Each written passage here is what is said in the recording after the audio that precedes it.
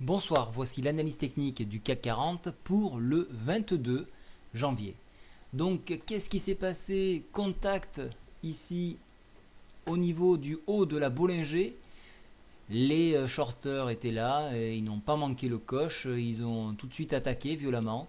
Alors, qu'est-ce que c'est qui a fait autant basculer et changer de sens l'indice parisien? Tout simplement, si vous regardez le SPI 500, là je suis en UT15, regardez un petit peu la dégringolade que nous avons eue. On peut la retrouver également sur le Dow Jones, qui sont assez frères, et même le DAX aussi a eu sa part de baisse. Voilà, donc je reviens donc sur cet indice. Alors, est-ce qu'on est en train de vraiment former cette cuillère? Là, cette cuillère sera vraiment très petite si on ne descend pas plus bas. Je vous le dis toujours, j'envisage pourquoi pas un retour sur ce niveau-là. Cette longue ombre ici que vous avez au-dessus donc du corps de cette bougie marque bien la puissance donc qu'ont exercé les gens qui travaillent le sens de la baisse. Alors, pour le sens de la baisse, on viendrait... Ah, excusez-moi. Tac, on viendrait chercher donc les 4297 et pourquoi pas un enfoncement rejoindre les 4273. Alors attention, le point est faux ici. Je le recalculerai. Alors attendez, je vais vous le faire tout de suite. Vous allez voir avec la plateforme FXCM que vous pouvez télécharger sur le site directement. Vous allez voir que vous avez quand même pas mal d'options. Voilà, il suffit que je le remonte un peu. Hop, effectivement, je vais bien le remonter. Il se trouve à quelques points près. Voilà, 4292. Donc je vais le marquer. Point hebdo, hein, attention. Hein. Voilà, tac, je vérifie. 4292. Voilà. Ça fait que je peux enlever ce paramètre en évitant de surcharger. Voilà, donc ça me donne un petit peu un point de repère. Donc ce niveau là, puis pourquoi pas venir chercher 4292 et puis après la MM20 sur 4271. Voilà.